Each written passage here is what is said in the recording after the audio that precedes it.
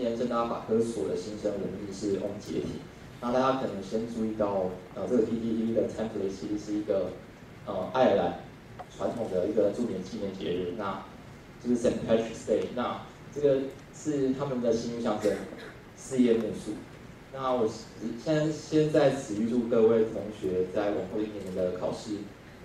的过程里能一切顺利，那也希望幸运能伴随你们左右。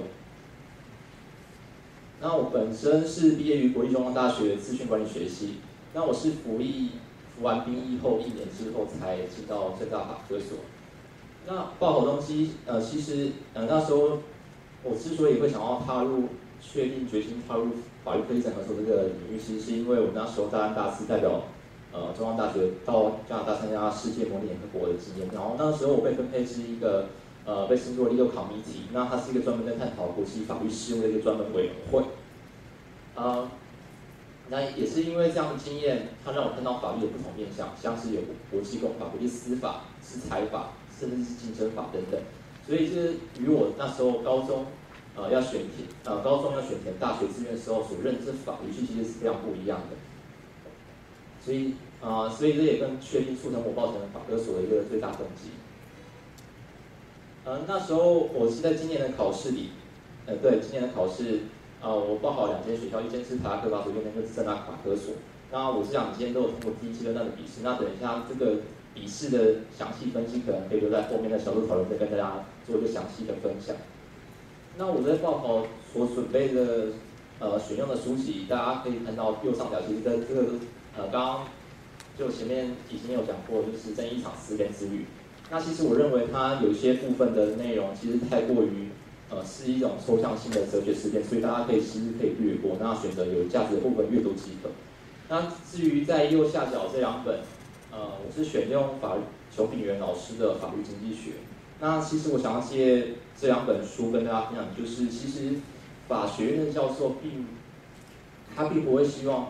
考生是以一个传统法律人的观点来进行问题的处理。对，所以其实大家其实可以带入自己有关一些专业背景的一些思维或是概念，来让整个你的论述内容更为丰富。那因为大家像美国著名的大法官 Oliver Wendell Holmes 曾经也讲过说，法律的本质不是逻辑，而是经验。所以其实在座各位的在大学可能都有自己的专业背景，那其实这些专业背景运用在考题里面的争点处理的时候，其实对于法学院老师来讲，它其实是会非常一种全新的感受。所以大家利用这一项优势。那至于传统法学教科书部分呢，我选用的我会建议大家一定要看一下法治丁老师跟周茂成老师这一本《宪法析论》，因为它是所有宪法等于是所有法律的核心价值。那以此为基础，你才有可能去培养不同的法学的思维和观点。所以不然就会像无根的浮皮，造成你左右摇摆的立场，甚至是空白的言论。所以这点是非常重要的。那在网络资源部分呢，那时候我采用的方法其实是我会在 Google 的书签资料，就是对每一个议题都设定一个 Google 资料夹的书签。那在每一个书签资料夹下面，我就会针对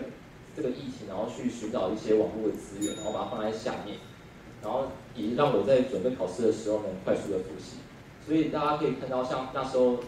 我在准备考试的时候，最著名的议题像反媒体垄断、德胜鸟网院、文林院大补，甚至是公民不服从，就是太阳花学运等等，其实都是一个那时候最重要的议题。那政大的法科所的考试内容也是偏向社会议题的实际分析，所以大家对于这一块要可能可以多加琢磨。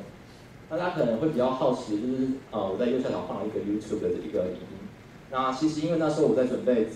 考试的时候，我还会去寻找一些有关大专院校的辩论比赛的影音资源来看。像那时候旺旺中时媒体曾经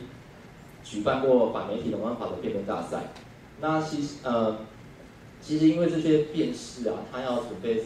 辩论比赛，那他需要准备阅读大量资料，而且要进行一些深入的了解跟分析，所以他们讲出来的东西其实会比较言之有物，而不像是平常新闻媒体上面你看到的一些比较空泛的言论，或是一些很表面肤浅的一些东西。所以其实可以带给你一些比较不一样、全新的感受和一些拓展你的整个对议题的宏观的思维角度。所以我认为，其实大家如果要看一些影音资源的话，其实可以不要看一些新闻媒体，那我认为是没有用的，可以去看一些比较大家看一些比较有像评论比赛，他们有经过真的是自己实际上去寻找大量资料，然后去理解分析之后的一个口述出来的成果，这才会是你准备备考是才会是一个重要的资源。那最后呢，口试心得，其实我可能跟秦英卫同学的想法会比较不一样，因为他说各位老师可能会比较好，可是那时候可能我那时候遇到老师是刚好是就是刘洪恩导师，那大家应该知道他就是说妈宝学生不要来政大就读的那就是那时候讲出这一席话的一位教授，那他其实因为那时候我的口试的场是在下午的倒数第2场，所以大家老师其实都已经很疲惫，所以那时候那个口试老师其实是叫我自己就是讲述说为什么我们政大要录取你。那唯一有对我进行追问的就是刘恒老师，那他提出他问我说，你觉得你所做的这些努力就有办法来读法律吗？然后当然我讲述我的理由之后，他其实还是不断的对我这一点进行攻讦，所以其实大家要有一个心理准备，就是你针对你自己本身的报考动机，还有想要来读法科的一些理由，其实你要相当的坚定和确定，不然当老师这样一再追问的时候，尤其是他们的面容通常都不会太过和颜悦色，所以其实你会相当的当场会有一点震慑，对。那最后就是最后一点，也是跟秦英卫同学一样，就是保持自信，因为大家到口试之后，就会发现大家其实就是穿上西装之后，通常整个高度跟深度都会大为提升。对，那每个人都会觉得，大家都会觉得看你都可能会觉得很厉害，所以保持信心是一个非常应考一个非常重要的一个重点之一。所以我谢谢大家的聆听，然后祝福大家，谢谢。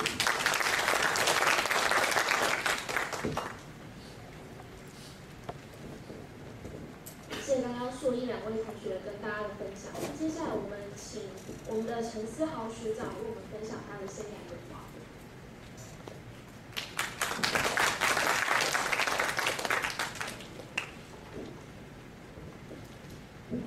大家好，我是去年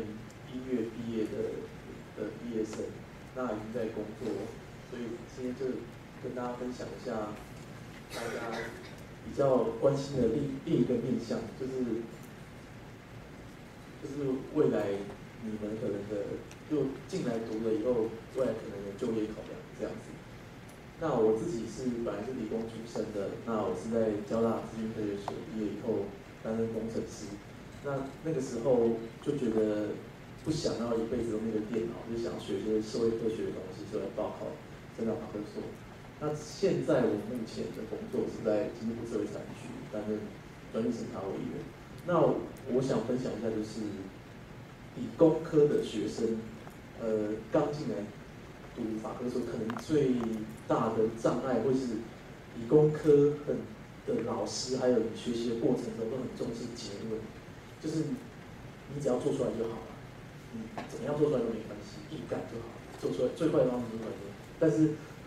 法律的思维不是这样，法律思维重视论证，它重视中间的过程，反而结论不是这么重要。对，那这一点我花了很长的时间，也被老师改造，对，才有办法